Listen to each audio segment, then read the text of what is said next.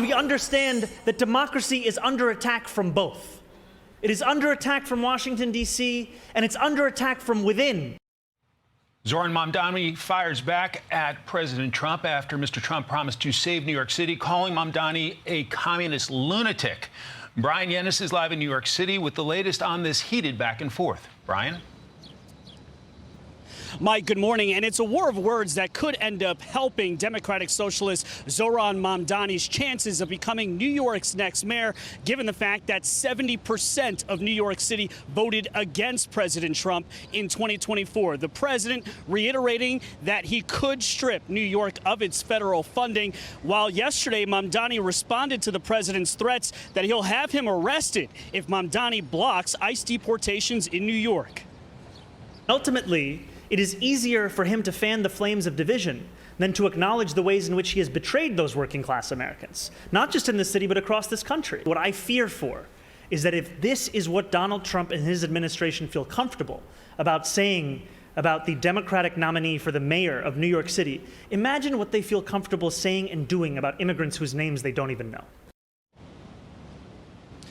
Meanwhile, billionaire hedge fund executive and Trump supporter Bill Ackman says he's endorsing Mayor Eric Adams over former Governor Andrew Cuomo after meeting both yesterday. Quote, "It was abundantly clear in Cuomo's body language, his subdued energy and his proposals to beat Mamdani that he is not up for the fight. In comparison, Mayor Adams is ready to go to battle, guns blazing." Mayor Adams is walking a tightrope, trying to build a broad coalition of Democrats and Republicans. Yesterday, he avoided answering whether he condemns Trump's attacks against Mamdani.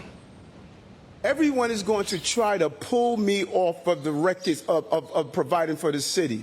They're going to have a mic in my face. Are you going to do this? Are you going to do this? Are you going to do this? Let me tell you what I'm going to do. I'm going to deliver for New Yorkers.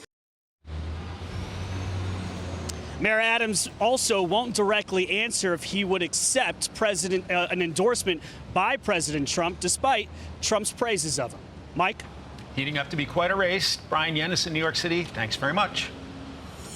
Okay, let's bring in to get into all of this New York Post columnist Rikki Schlott and Joe Concha, Fox News contributor.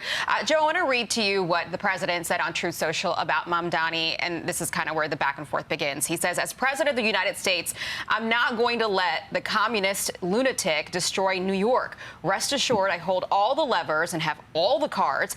I'll save New York City and make it hot and great again, just like I did with the good old USA." I wonder, Joe, if the president is getting involved and speaking up and speaking out against Mamdani, because I don't see any Democrats that are. Well, that's exactly right. We saw Eric Adams before not get drawn into that. Andrew Cuomo pretty silent to this point. And obviously, leaders like Hakeem Jeffries or Nancy Pelosi or Kamala Harris will not speak out against Mamdani, who, again, this is somebody who is proposing things that are not of this world or even this galaxy. I mean, in terms of universal free childcare, free busing, government-run supermarkets, seizing the manufacturing industry by the government, defunding the police, making sure ICE doesn't deport one illegal migrant out of this country who may have committed horrific crimes. So you look at all of that, and there's plenty to criticize here. And unless your name's John Fetterman, it seems that Democrats are very, very hesitant to criticize a man clearly who is embracing communist proposals and to this point has been winning on those because young voters seem to be attracted to getting a lot of free stuff. And Rikki, why do you think that is? I mean, it's true. I mean, Mamdani seems to have a chokehold on these highly educated younger voters. Those were the people who came out for him, who got on social media, TikTok, and did all the videos for him. What is going on? Is this more about socialism, or is this kind of a pushback on President Trump? You know, as a 20-something New Yorker, I was not actually surprised by the results here because I think my generation does kind of go off of vibes and feels more than actual policy positions or the practicality of them. I mean, I don't think that he will get any of these things past Albany realistically, but he is young and relatable to the typical young person in terms of how he appears on social media compared to Cuomo, who's sort of seen as the old guard or the sort of traditional Democrat. And so I think this is sort of an expression of youth nihilism nihilism in politics where they just want something new and different, even if it's crazy and exotic and it's government takeover of the supermarkets tomorrow. It's like, whatever, we don't care, and we'll show up to the polls to just vote for anything other than what we have, which is kind of a sad expression of the state of the Democratic Party here in New York City at the moment. And I think some people would make the argument that some of these young people are learning this at their universities, right? So I want to move on to this topic, what's happening at Columbia University, where the president, Claire Shipman, just apologized for something. I mean, it's unbelievable. She writes this: "Let me be clear, the things I said in a moment of frustration and stress were wrong. They do not reflect how I feel. It was a moment of immense pressure over a year and a half ago as we navigated some deeply turbulent times. But that doesn't change the fact that I made a mistake." This is about trying to get rid of a Jewish member and trying to bring, I believe, an Arab in. I mean, Joe, you've been following this story. I don't even know if you can apologize your way out of this.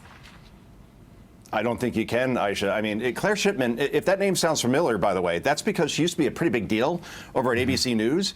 And now for her to just apologize and simply walk away from what she said, sorry, there needs to be far more accountability, as in she should be suspended without pay or she should be fired. This cannot be tolerated on college campuses anymore, especially by their leaders. And firing Claire Shipman would clearly send a stern message to all university presidents, all trustees, anybody who thinks they could get away with this rhetoric. It will not happen anymore. Jewish students have suffered enough in places like Columbia and Harvard. I mean, college, that should be the best time of your life. And because of your religion, a student shouldn't fear going to class or fear going to go study at the library. And that's what many of these students are feeling, especially at elite institutions. And if you're a parent, by the way, you're dropping 80, 90 grand for your kid to be terrorized and Claire Shipman helping to lead that terrorizing, I'm sorry. That's pretty frustrating and disturbing, I'm sure, for those parents as well. Either way, Aisha, my kid's going south.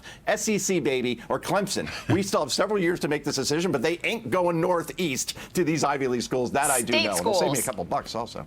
That's right. Yeah. Rikki, Maryland, she thought that she could replace, a Jewish board member with an Arab member, and that would fix everything happening at that school. I think certainly these texts reveal that she found a board member who was speaking out about anti-Semitism pretty openly and consistently to be an inconvenience to the university, which is a really sad reflection on the state of the school at the moment. I mean, I'm a part-time student at this school, and it's been completely upturned and disrupted by the encampments semester after semester after semester, and it's just a completely inhospitable place to be. And this quote came from a private email that she sent to about a dozen of her colleagues, one of whom anonymously sent it over to me. And I think when you're at the point when you have to individually email your colleagues to send them a different apology as a university president, because your personal WhatsApp texts are getting pulled up by the House committee, I mean, it's an absolutely sad place for the university. Maybe it's time to go to a state school. Like Joe said. Rikki, Joe, we hope you have a great 4th of July. Thanks for joining us. I'm Steve Doocy. I'm Brian Kilmeade. And I'm Ainsley Earhart. And click here to subscribe to the Fox News YouTube page to catch our hottest interviews and most compelling analysis.